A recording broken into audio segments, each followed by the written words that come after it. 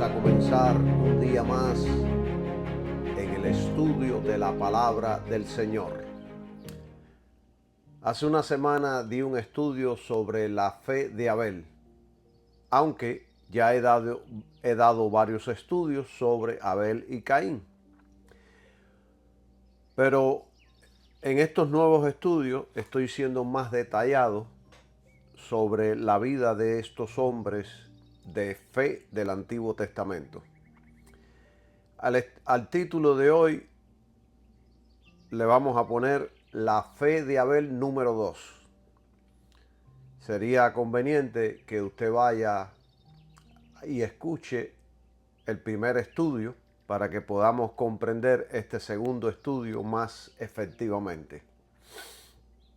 Sin embargo, voy a repasar un poco de lo que estudiamos en el pasado, pero no con profundidad. En el estudio anterior, en el primero, enseñamos que nuestra vida de fe comienza en Abel. Hebreos 11 es un patrón de cuando comienza nuestra vida espiritual en Abel. Nosotros los cristianos nacemos de nuevo en Abel. Y explicamos que en Abel es el comienzo de la vida de fe, que explica ahí Hebreos 11, versículo 4, donde dice que por la fe ofreció más excelente sacrificio que Caín. O sea, ahí comienza, en este versículo 4, comienza la vida de la fe. Segundo, seguimos con el carácter de la vida de fe ilustrado por la vida de Enoc en el versículo 5. Y después, como tercero, se nos da una advertencia y un estímulo de la importancia de la fe, que está ahí en el versículo número 6, donde dice, pero sin fe es imposible agradar a Dios. Y como cuarto, como el último, enseñamos en el primer estudio que este versículo, en el versículo 6, el versículo 7 es el fin de la vida de fe o la meta a la que conduce la vida de la fe, ilustrado por la vida de Noé. Por fe Enoc, siendo advertido por Dios de cosas que aún no se veía, con temor preparó el arca en que su casa se salvase, y por esa fe condenó al mundo. Anyway, el 4, el 5, el 6 y el 7, estos versículos, es el patrón de la vida de todo cristiano. Aquí el Espíritu Santo nos está enseñando todo lo que debe suceder en la vida, todo lo que debe suceder en el camino de la vida de fe en Cristo para los cristianos. Abel vio por fe el Cordero de Dios que quita el pecado del mundo. Lo mismo sucede con nosotros. Enoc por fe vio su compañero divino, lo mismo que sucede con nosotros. Noé por fe vio el diluvio que vendría. Nosotros por fe también estamos viendo todo lo que va a suceder. Abraham por fe vio la ciudad que tiene fundamento, nosotros también. Moisés por fe vio lo invisible, nosotros también. Las mujeres por fe vieron una mejor resurrección, nosotros también esperamos una resurrección. Y todos por fe vieron mejores cosas que Dios les había prometido, que Dios les había dado. Así que, mis queridos hermanos, en Hebreos 11 tenemos la acción, la energía, la actividad y el modelo de la fe.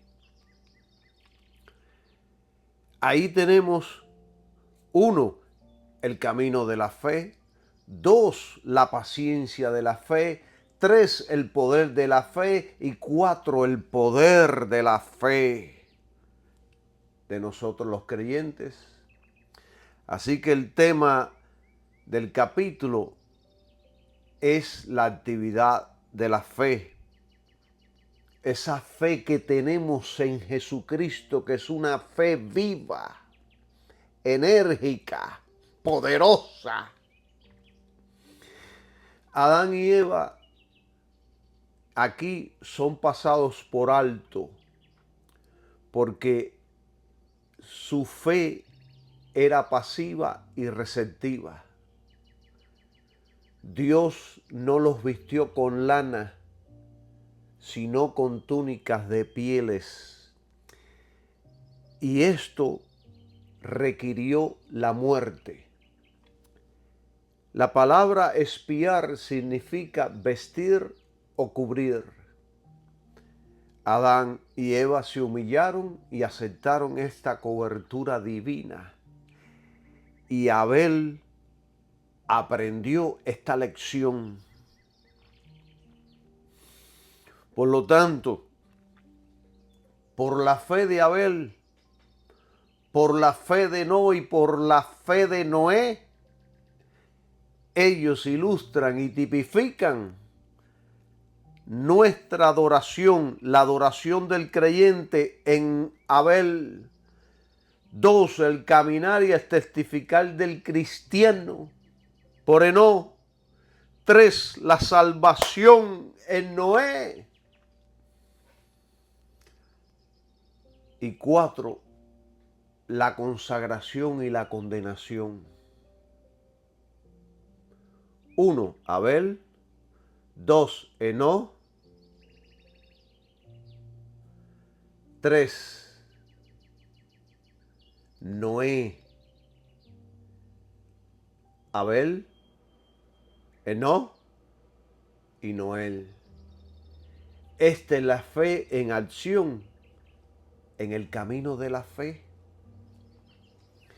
En el día de hoy, mis queridos hermanos, aquí yo le hice un recuento de lo que estudiamos en el pasado. Ahora, en el día de hoy, vamos a estudiar sobre el sacrificio de Abel en otro plano diferente del que ya hemos estudiado. En Hebreos 11:4 dice, por la fe Abel ofreció a Dios más excelente sacrificio que Caín, por lo cual alcanzó testimonio de que era justo, dando Dios testimonio de sus ofrendas, y muerto aún, habla por ella. Aquí lo estamos leyendo de Hebreos capítulo 11. Y quiero concentrarme en la frase que dice, Abel ofreció a Dios un sacrificio más excelente que Caín. Esta frase declara que el objeto de nuestra fe debe ser Jesucristo y su crucifixión. En otras palabras, la adoración de Abel fue superior, más excelente que la de Caín. Aquí se destaca la fe de Abel. Ambos hermanos sabían qué requería Dios. Abel obedeció y Caín optó por no hacerlo. Abel optó por fe y Caín demostró incredulidad en lo que Dios requería. Y esto no es diferente al día de hoy. Hoy día dos escuchan el mensaje de salvación. Uno obedece por fe, el otro se aleja por incredulidad. Uno acepta el Cordero de Dios que quita el pecado del mundo, el otro rechaza el mensaje por incredulidad.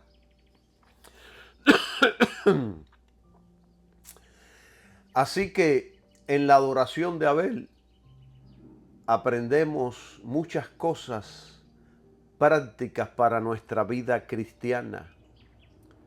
Aprendemos que ofreció una ofrenda de expiación,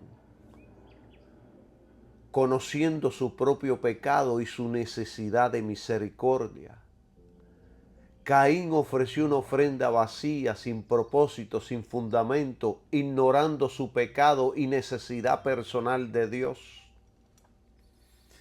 Abel fue justificado por la fe en la sangre de Cristo, sangre que reconoció como modelo. El sacrificio de Cristo tiene el poder de la eternidad, o sea, limpia el pecado tanto en el pasado, presente como futuro. La fe de Abel en la sangre de Cristo lo justificó.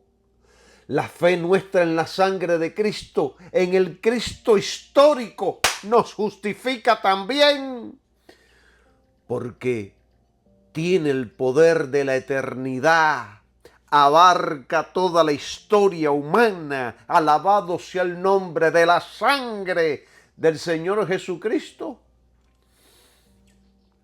Y entonces, en la vida de este muchacho, a ver, Dios testificó acerca de su justicia al aceptar el sacrificio. Por medio de su fe en la expiación de sangre, por medio de eso que hizo Abel, eso todavía predica a los hombres de esta necesidad que tiene el hombre. Por supuesto, esto que estamos hablando ya lo hemos estudiado en el primer estudio. Esto es un repaso para que refrescamos la memoria, para que podamos entender todo lo que vamos a estudiar ahora. Yo en una ocasión, hace unos meses, escuché a un ministro enseñar de este mismo pasaje sobre la ofrenda de Caín. Y él decía, Abel fue más excelente porque trajo una mejor ofrenda a Dios.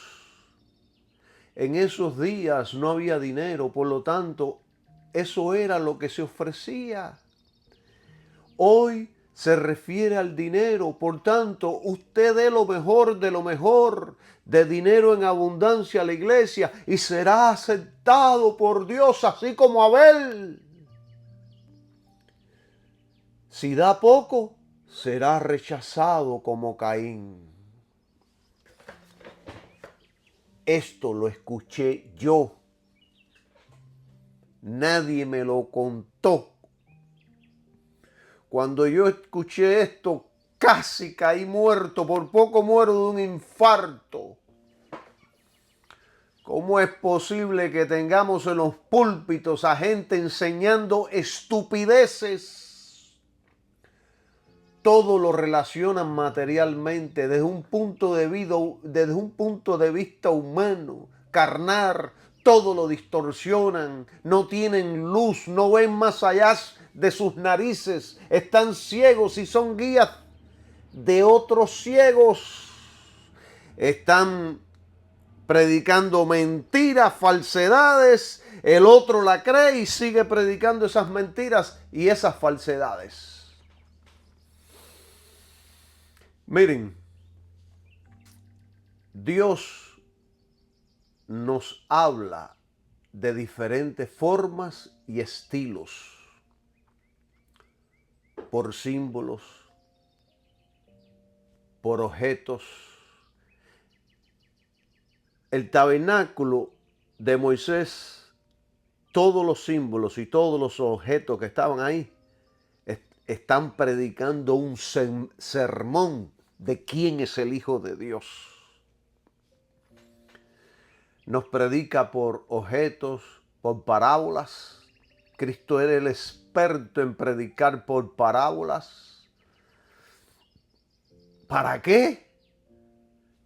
Para que oyendo no oigan, escuchando no escuchen y viendo no vean. Por frases, palabras, sueños, voz audible externa que usted escucha con sus oídos o una voz interna. Dios habla por su palabra escrita, por medio de profetas, por animales, señales, visiones, revelaciones internas y en ocasiones claramente y sin rodeo, en un lenguaje claro y sencillo que todos podamos entender. Y Él tiene sus razones para hacerlo de la manera que estime conveniente, porque eres Dios y es soberano. Y las Escrituras tienen mucha revelación que está cubierta para que solo los que el Espíritu Santo decida les dé luz y entendimiento en ciertos asuntos. Yo personalmente entiendo ciertos asuntos muy bien. En otros asuntos, en las mismas Escrituras, no los comprendo, por eso no los predico, hasta que Dios, el Espíritu Santo, me dé luz en esos asuntos. Como por ejemplo, le voy a poner un ejemplo de las Escrituras para que usted pueda entender lo que yo estoy enseñando hoy. Como ejemplo, Pablo, al apóstol Pablo, Dios le dio sabiduría como a ninguno. Él es el perito arquitecto de la iglesia. Le dio sabiduría como a ninguno en los asuntos del Evangelio de Cristo, del nuevo pacto y de la gracia. Sin embargo, a Juan, el apóstol, le dio sabiduría sobre el Apocalipsis, la persona de Cristo y el amor. Y así sucesivamente, no todos tenemos luz en los mismos temas. No todos tenemos los mismos dones, talentos y ministerios. Porque hay ministros que no deberían llevar ese nombre porque no son ministros del Evangelio de Cristo. Hay ministros que son una deshonra para la iglesia, ya que malinterpretan la Biblia de acuerdo con sus internos apetitos, codicias y deseos malos. Y hay ministros que no son ministros, sino vividores, charlatanes, mentirosos y ladrones. Y nunca podrán interpretar la palabra de Dios correctamente, ya que sus corazones no son rectos delante del Señor. Y todas estas cosas hay que enseñarlas sin miedo y predicarlas así claras para que todos entiendan que no todos los que están, ni todos los que son verdaderos cristianos. Miren, primero, la ofrenda de Abel fue más excelente porque fue ofrecido en obediencia a la voluntad revelada de Dios. Y este es el fundamento de todas las acciones que son aceptables a Dios. Nada puede agradarle excepto lo que Él ha estipulado, lo que Él ha ordenado. Todo lo demás que nosotros hagamos por nuestras propias cuentas es servicio y adoración voluntaria. Miren, yo les voy a poner un ejemplo de mi vida personal. Yo recuerdo, un día yo llegué a casa, y esto lo he dicho 1000 veces, pero lo voy a volver a decir. Un día llegué a casa, sentía una necesidad profunda de orar, me encerré en mi cuarto y empecé a orar a moco caído. Terminé en la noche, salí soñando con Romanos capítulo 12, versículo 1. Me levanté y tenía esa impresión en mi mente. Cuando fui a Romanos capítulo 12, versículo 1, leí lo siguiente. Por tanto, ruego, hermanos, por las misericordias de Dios, que presentéis vuestros cuerpos en sacrificio vivo, santo, agradable a Dios, que es vuestro servicio racional o vuestro culto racional. Entonces yo entendí que Dios me estaba hablando a mí personalmente, que su voluntad para mi vida, porque yo en oración le decía, ¿qué tú quieres que yo haga? Dime cómo. Y cosas semejantes a esta. Dios dijo, sí, yo te voy a hablar entonces en un sueño y te voy a decir en el sueño lo que yo quiero que tú hagas. Y era que me sometiera a Dios como si fuera un sacrificio vivo, que eso es una forma verdadera de adorarle. Alabado sea su nombre. Como si fuera un sacrificio vivo. Antes se sacrificaban los animales pero muertos, pero ahora yo te quiero que te sacrifiques por mí, que te entregues por mí completamente. Y entonces yo lo comprendí y yo le dije, sí, Señor, lo haré. Voy a someterme en ti. Dios sabía por qué lo estaba haciendo. Él conoce mi corazón, conoce mi mente, conoce mi estilo de vida. Él requería de mí más consagración. Y esto está en su palabra. Me habló por medio de su palabra. En un sueño me dio la cita bíblica y después la leí. Y él me está diciendo en su palabra que me someta a él. Cuerpo, alma y espíritu. Totalmente somos el templo de Dios. No nos pertenecemos a nosotros mismos. Somos de Dios. Le pertenecemos a Dios. Soy su templo. Entonces, en segundo lugar, el sacrificio o la ofrenda de Abel fue ofrecida por fe.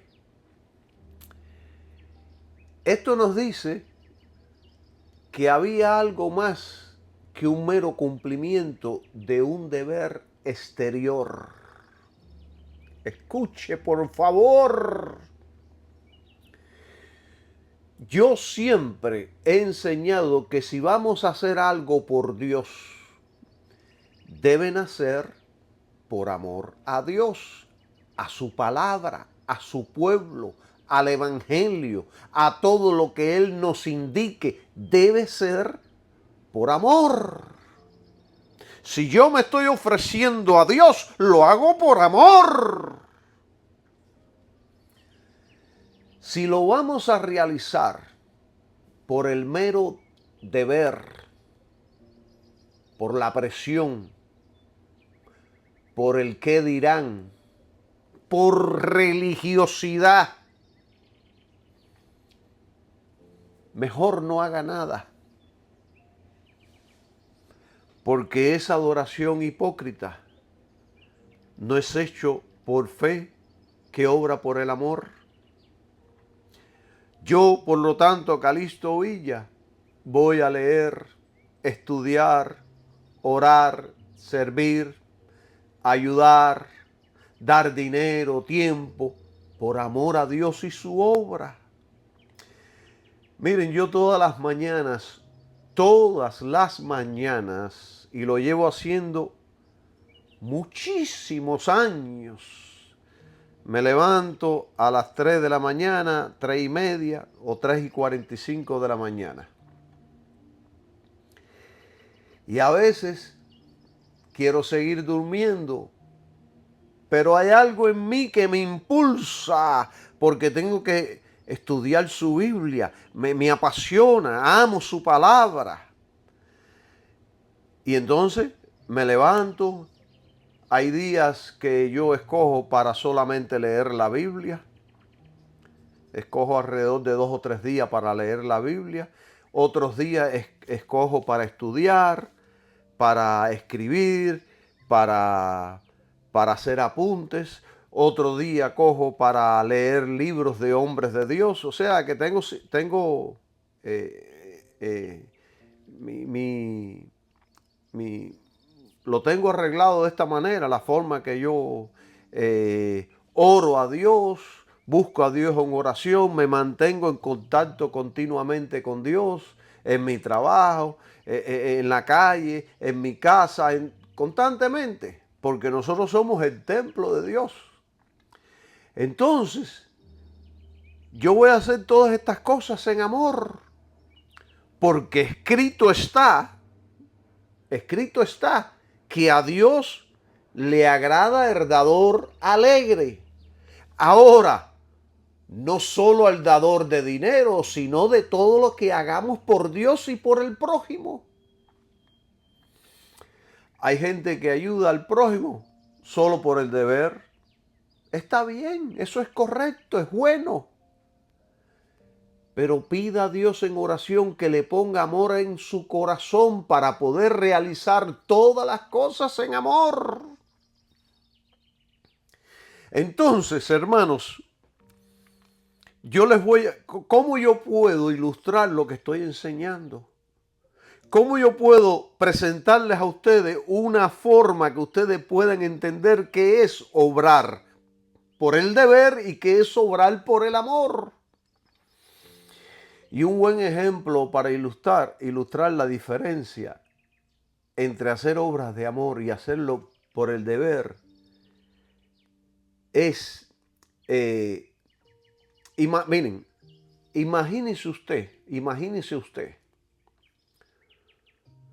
todos los días, usted es un hombre casado, tiene su esposa, imagínese usted llevándole flores a su esposa todos los días y al entregárselas le dice: aquí están tus flores, porque es mi obligación como esposo hacerlo. Si no lo hago, ¿sería yo un mal esposo? Aunque las flores son un gesto bonito, el mensaje detrás de sus palabras deja claro que su motivación no es el amor, sino un sentido del deber. Y esto hace que el gesto pierda su significado y poder. Por supuesto, mi esposa no conoce mi corazón, pero Dios conoce el corazón más que todas las cosas. Ahora imagine a ese mismo esposo, le entrega las flores y dice: estas flores son para ti porque pensé en cuánto te amo y en cómo quiero alegrarte el día. Si usted lo hace de corazón, de verdad, eso va a tener un impacto poderoso. En este caso, el mismo acto tiene un impacto completamente diferente porque viene desde el amor, no desde una obligación impuesta. Entonces, mis amados hermanos, ¿cuál es la aplicación espiritual a esto? Que de la misma manera nuestras obras para Dios tienen un valor diferente dependiendo de nuestra motivación. La motivación interna es súper importante para Dios. La condición de nuestro corazón, el deseo de nuestro corazón es súper importante para Dios. Por eso uno en el templo que está orando y dándose golpes en el pecho, arrepentido de ser pecador y teniendo necesidad de Dios, Dios lo justificó, y al otro que se hacía la pepa del queso, lo rechazó. Porque Dios ve dentro del corazón. Dios no ve lo que ven los hombres ven lo que está afuera, pero Dios mira dentro del corazón. Alabado sea el nombre de Jesús. Si servimos a Dios, si ayudamos al prójimo o cumplimos nuestras responsabilidades cristianas, solo porque sentimos que es lo que nos toca hacer, nuestras acciones pierden su verdadero propósito. Pero si lo hacemos porque amamos a Dios y queremos agradarle, nuestras obras son como un regalo lleno de significado, como esas flores entregadas por amor.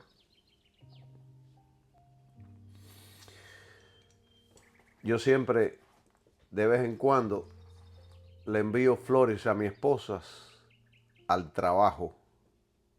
A veces se las traigo a la casa, pero mayormente lo hago al trabajo para que todo lo hago por amor a ella, pero también para que otros puedan ver el amor que yo siento por ella. Y mi esposa dice, tú sabes que hay amigas que me dicen, ay, yo quisiera tener un esposo así. Yo nunca recibo flores. Lo hago por amor. La amo, la respeto. Le doy gracias a Dios por ella, por ser una mujer de Dios, sabia, inteligente. ¿Entienden? Dios solo aprueba lo que procede del principio vivo de la fe, encendido en el corazón por el Espíritu Santo lleno de amor. La verdadera obediencia y la fe nunca están separadas. Hay gente que dice, yo tengo mucha fe, pero viven vidas desobedientes a los mandamientos de Dios y a su voluntad revelada. Esa persona no tiene fe verdadera, porque la fe verdadera es obediente y obra por amor. Miren, yo aprendí algo poderoso y se lo voy a enseñar ahí en Romanos, capítulo 1.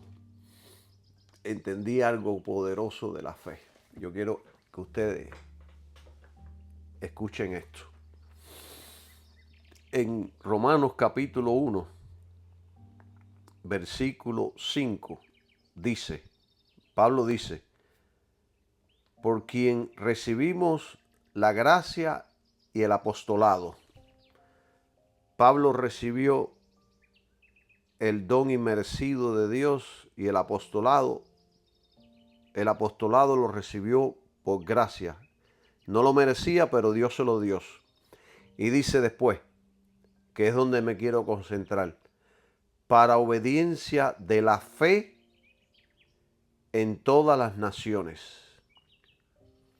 Obedecer la fe es Jesucristo, en todas las naciones. Y al final dice, por amor a su nombre. Por amor de su nombre. Por quien recibimos la gracia y el apostolado para la obediencia a la fe en todas las naciones por amor de su nombre. En otras palabras, actuamos en obediencia cuando el mandamiento es lo más importante en nuestras mentes y corazones por amor a Cristo. Lo que nos lleva a cumplir con nuestros deberes. Actuamos en fe cuando esperamos la promesa y contamos con la recompensa. Y fíjense que la frase dice, por amor de su nombre. No por el deber de su nombre, sino por el amor de su nombre. Uno de los problemas graves de la iglesia moderna hoy día es que están utilizando la fe no para la obediencia a quien da la fe, Están utilizando la fe para, en vez de obedecer a Dios, en vez de hacer la voluntad de Dios en sus vidas personales, la están utilizando para enriquecerse, para vivir vidas mundanas, para apoderarse del sistema del mundo. Desean el poder, la fama y la gloria mundana que ofrece el dinero para llevar a cabo sus propias agendas. Esto no es el cristianismo, porque esta no es nuestra agenda, sino nosotros no debemos seguir nuestra propia agenda, sino la agenda de Dios. No es su plan, querido hermano, ministro o amigo, no es su sueño, sino el plan de Dios, el sueño de Dios. No son tus antojos, caprichos y deseos, sino los de Dios. Y cuando en Dios nos gozamos con su proyecto, Él nos da nuestros deseos. Nos recompensa con nuestros deseos que son buenos, santos y agradables. Esto es importante explicarlo. Ellos no han podido, mucha de esta gente no han podido conquistarse a sí mismos. Pero por amor al mundo, los deseos de la carne y la vanagloria de la vida han conquistado el mundo con sus deseos y pasiones. Porque la fe que poseen solo les funciona. La fe que poseen no les funciona en el Evangelio, pero sí les funciona para conquistar el mundo, el dinero, los deseos bajos de la carne, los apetitos bajos de la naturaleza humana. La fe no les funciona para vencer el pecado, ni para hacer la voluntad de Dios, ni para cumplir sus mandamientos. ¿Por qué? Porque este es el tipo de fe que poseía Caín, quien era del maligno. Fíjense que Caín dice ahí que construyó una ciudad, logró el mundo, logró poseer el mundo, logró riquezas, poder, fama. Pero se perdió. ¿De qué te vale ganar el mundo? Dijo Jesucristo, si vas a perder tu alma. Si la fe que una persona dice poseer no lo hace obediente por amor, es una fe igual que la de Caín. Es una fe, fíjense, es fe, pero es una fe y una sabiduría que no agrada a Dios. No estoy diciendo que no tengan fe, tienen una fe grande, poderosa, están moviendo montañas. Pero es una fe vacía, sin vida, sin fuerza del Espíritu Santo que le da la fuerza para que ellos mismos sean hombres y mujeres de bien, que honren a Dios y su palabra. Miren, Abel tenía una mente dispuesta. La fe obra por el amor, dice Gálatas capítulo 5, versículo 6 o 7. Dice que la fe obra por el amor. Y esto se ve en el hecho de que trajo de lo mejor que tenía. Era de los primogénitos de su rebaño. Y esto es muy significativo. Allá en Génesis capítulo 4 enseña todo esto. Y esto es muy significativo y muy poderoso. Porque Porque después, más adelante, cientos de años más adelante, Dios ordena que todo primogénito que abra la matriz sea apartado para Dios. Y entonces cuando yo leo todo esto, yo me pregunto, ¿quién le enseñó a Abel ofrecer lo mejor de su rebaño, lo primero de su rebaño? ¿Quién le enseñó? Fue el Espíritu Santo quien influyó en él y él obedeció.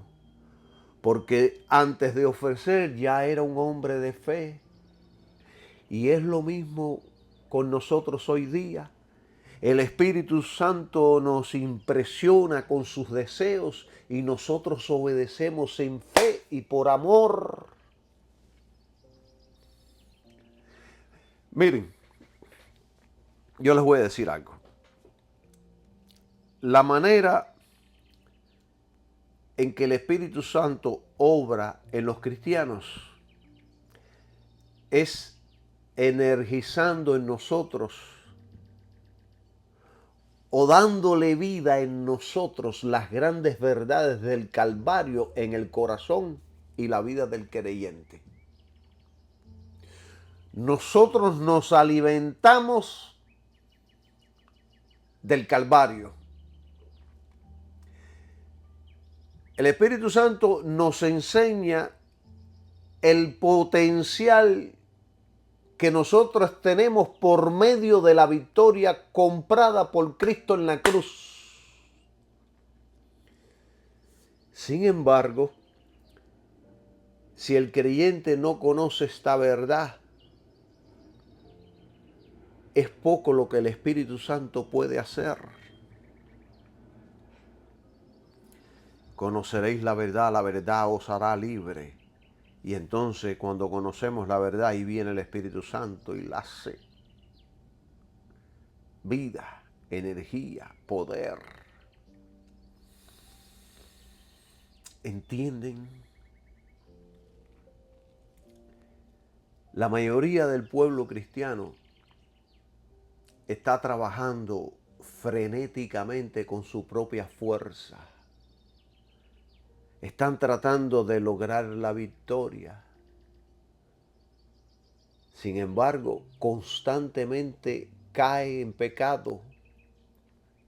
Cuando ven que no se pueden conquistar ellos mismos, pues recurren a conquistar cosas del mundo para así ahogar su conciencia. Y no estoy hablando de neófitos, principiantes, sino de cristianos maduros, serios, personas que verdaderamente aman al Señor, personas que realmente están tratando de servirle lo mejor posible y de muchas maneras, incluso son usadas por Dios. Y a veces Dios los usa en grandes medidas. Sin embargo, si el creyente no conoce o entiende la gran verdad del sacrificio de Cristo en lo que respecta a su propia santificación, a su propio estilo de vida, si el creyente no entiende eso ni lo comprende, entonces el Espíritu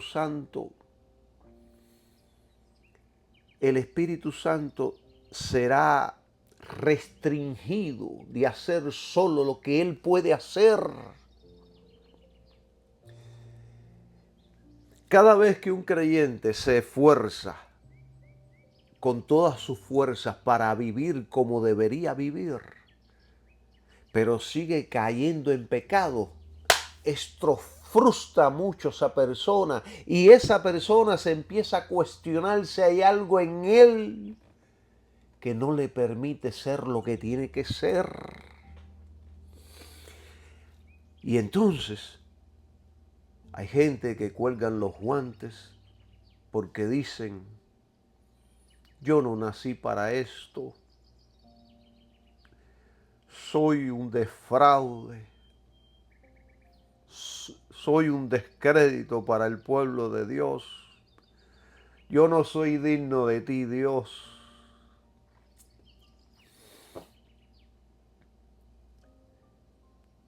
Miren,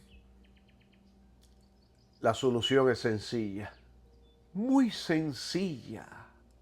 Lo que pasa es que tenemos maestros que no enseñan la palabra de Dios correctamente.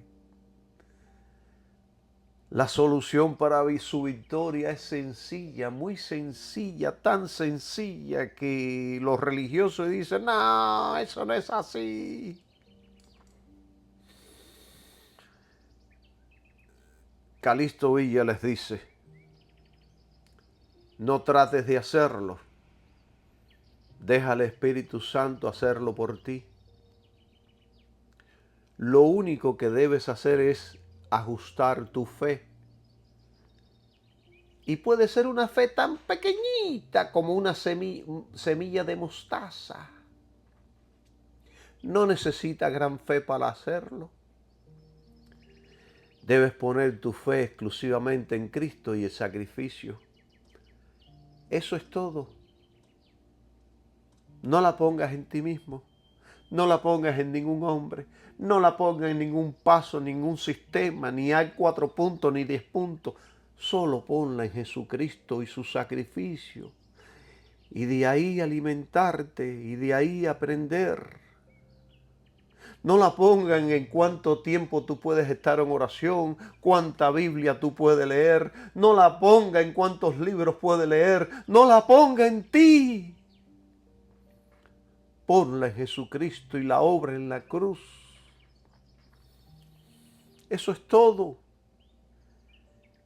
Y cuando conscientemente estamos haciendo esto, entra en operación el Espíritu a su favor, produciendo un creyente poderoso. Alabado sea el nombre de Dios. Que de momento verá que se está convirtiendo en un creyente poderoso, lleno de fe, lleno de vida, lleno de poder, lleno de revelación, lleno de gloria, lleno de palabra. Alabado sea su nombre. Y usted mismo reconocerá que no es producto de usted, sino que es la obra de Dios operando en su vida poderosamente. Alabado sea el nombre de Jesús. ¿Entienden, mis queridos hermanos? Por eso usted ve a cristianos que no tienen estudio, nacieron en un campo, no tienen educación, no saben ni hablar, pero tienen una fe en Cristo y en el sacrificio de Jesús. Y de ahí dependen. Y usted ve que cada vez que ese cristiano abre la boca, está hablando Cristo por medio de él. Usted ve que cada vez que ese cristiano predica, se le erizan todos los pelos y usted siente como algo dentro suyo que lo está moviendo. Es la operación y la manifestación del Espíritu Santo en su vida.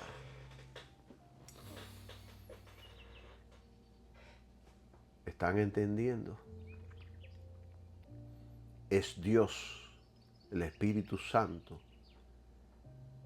quien produce el querer como el hacer por su buena voluntad. Y entonces que usted se convierte en un cristiano poderoso. ¿Entienden? Esto fue necesario hablarlo, no sé por qué lo hablé, pero lo hablé, fue necesario. Esto es libertador, esto trae libertad, porque usted al conocer la verdad os libertará. Alabado sea su nombre, querido Jesús. Éxodo 13:12 dice algo poderoso de lo que hizo Abel. Dice así: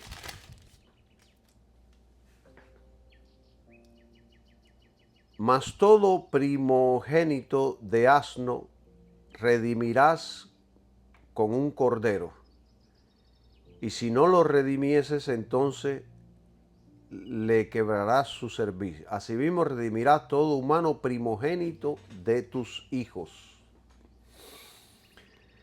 Dedicarás, hay en otra parte que dice, dedicarás a Jehová todo lo que abriere la matriz, y asimismo todo primer nacido de tus animales, los machos serán de Jehová.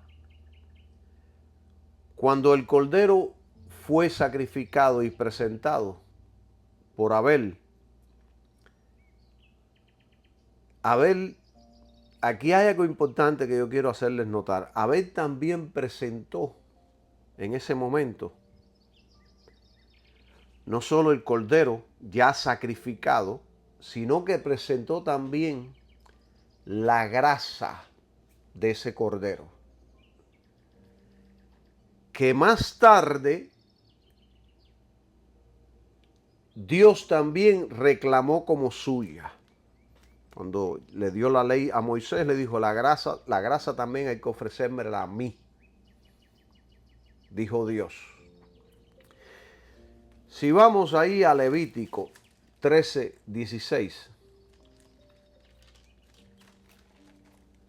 podemos leer algo poderoso sobre esto. Y dice, mas cuando la carne viva se mudara y volviere blanca, espérese, Levítico 3:16, me fui para el 13, es 3:16, aquí.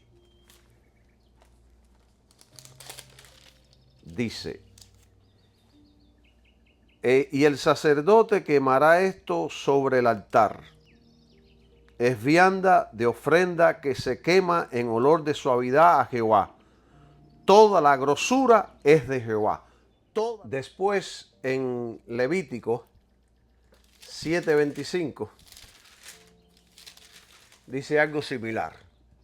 Dice, porque cualquiera que comiere grosura de animal, del cual se ofrece a Jehová ofrenda encendida, la persona que lo comiere será cortada de entre su pueblo. Entonces, cuando yo leo todo esto, hermano, todo esto debe tener mensajes, mensajes ocultos y enseñanza para nosotros, la iglesia del Señor. Cuando yo leo todo esto, si uno no estudia, abre su mente y pide luz, ¿no tendrá esto ningún significado para nosotros? Estaremos especulando en el por qué. Quizás Dios quería proteger a su pueblo de comer grasa para que no se le tupieran las venas, para que se mantuvieran saludables.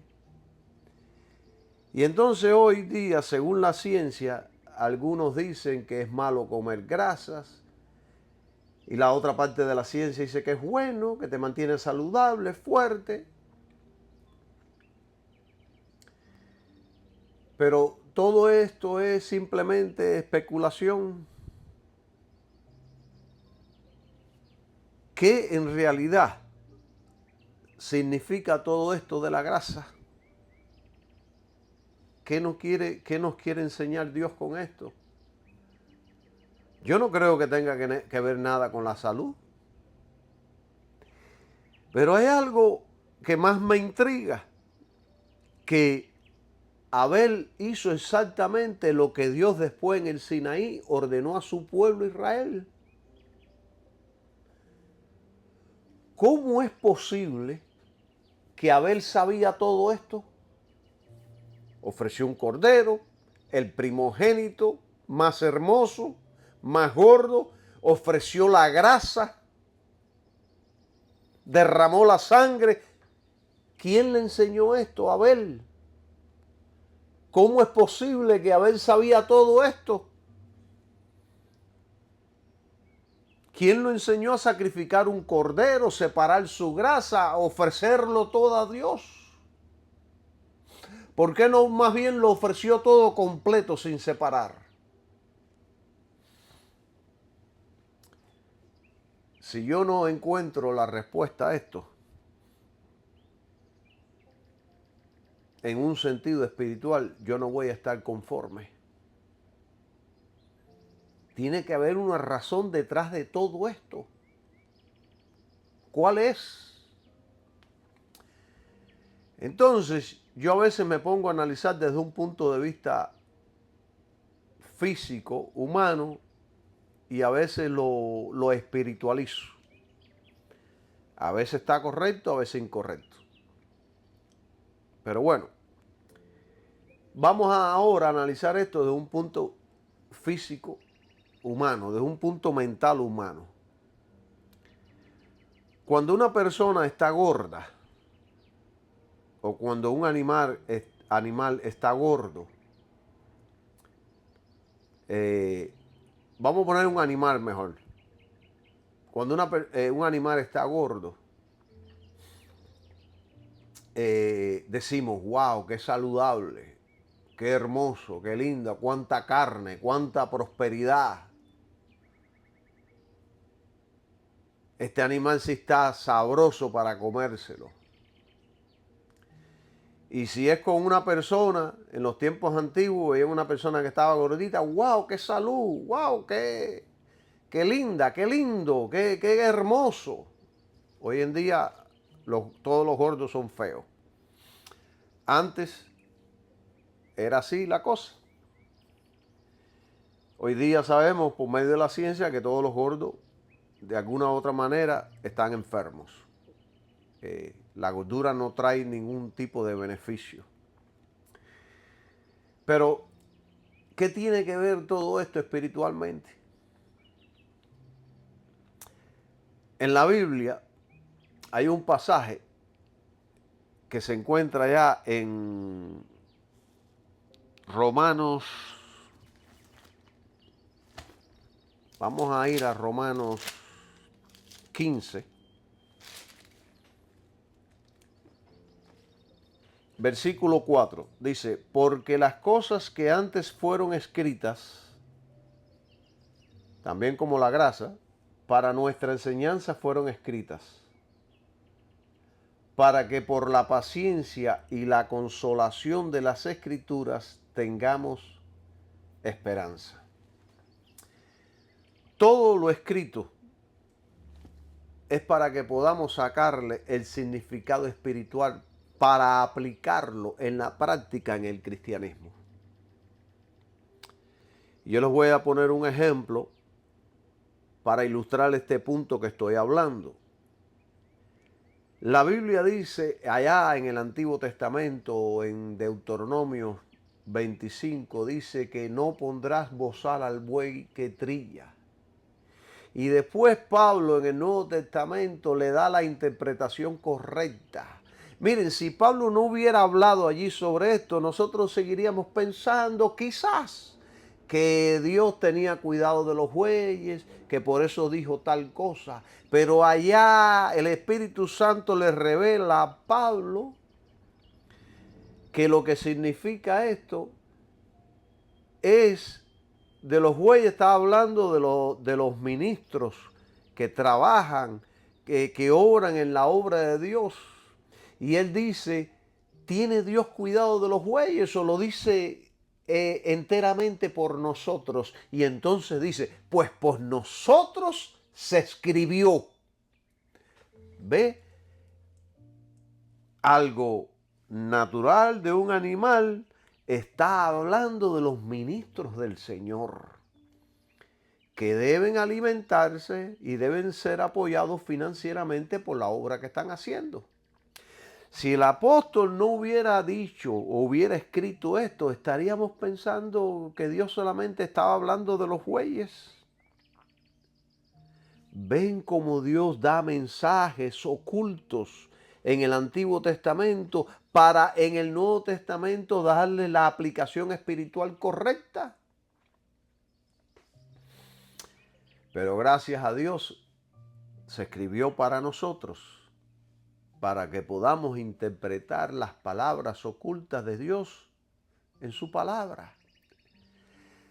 Entonces, en el contexto bíblico, la grasa que debía ser ofrecida a Jehová tiene un significado profundo, particularmente en el marco de los sacrificios del Antiguo Testamento. Porque allá en Levítico se especifica que toda la grasa pertenece a Jehová. Y esta orden se repite en otros pasajes que están relacionados con las ofrendas y sacrificios. Ahí en Levítico 17. Entonces, desde el punto de vista espiritual, podemos considerar varias cosas sobre la grasa como lo mejor y más valioso. En la cultura antigua, la grasa representaba lo más selecto del animal, una parte rica y preciada. En la cultura nuestra no, la grasa hay que botarla, la grasa no se puede comer. Entonces, al Dios exigir como exclusiva la grasa para él, Dios pedía que se le ofreciera lo mejor, simbolizando que lo mejor de nuestras vidas debe estar dedicado a Él. Espiritualmente esto nos está diciendo a dar a Dios lo mejor de nuestro tiempo, talentos y recursos, en lugar de lo sobrante o de menor importancia. Y creo personalmente que lo mejor de nosotros es ofrecernos a Dios, espíritu, alma y cuerpo, como un sacrificio, pero uno vivo por amor de su nombre. Así que la grasa es un símbolo de abundancia y prosperidad. Simboliza abundancia, riqueza. Al entregar esta parte en sacrificio, los israelitas reconocían a Jehová como la fuente de toda provisión y como dueño de todo lo que poseen. Y entonces en agradecimiento ofrecían toda la grasa y la quemaban para olor grato al Señor. Pero estaba simbolizando una entrega total de nuestra parte, que nos ofrezcamos a Dios como un olor grato a Jehová.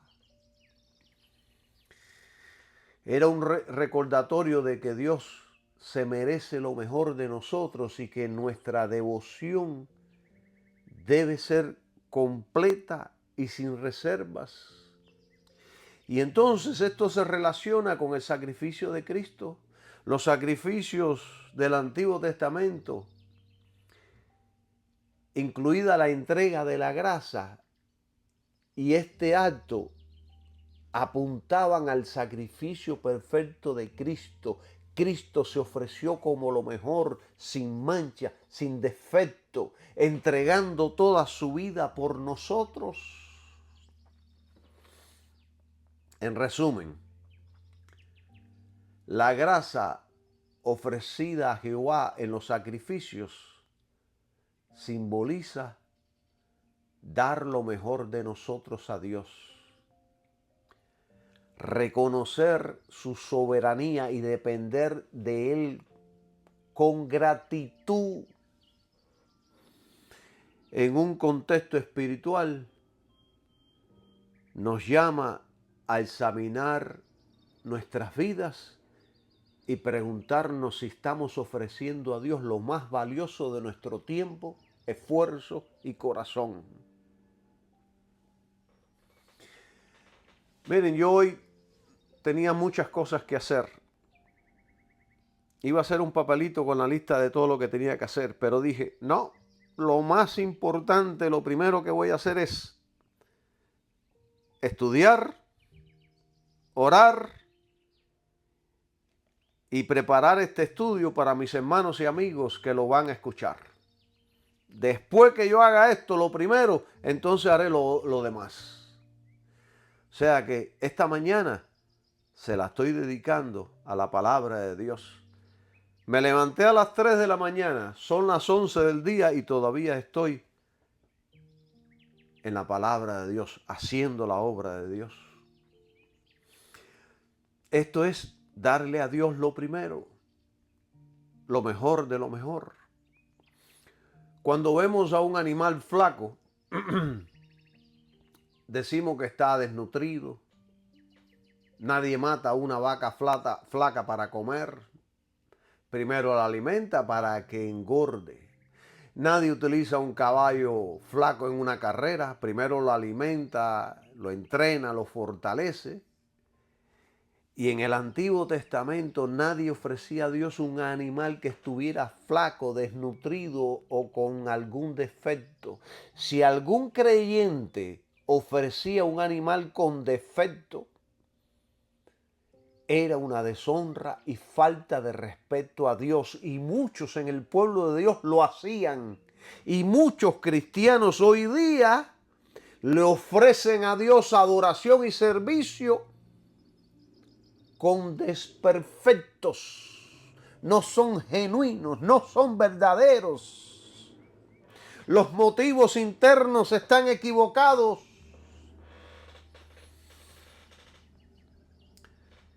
El animal más gordo y sin defecto físico era el más preciado para ofrecerlo a Dios. Así que la grasa simboliza abundancia, prosperidad, salud y fuerza. ¡Qué poderoso es el Señor!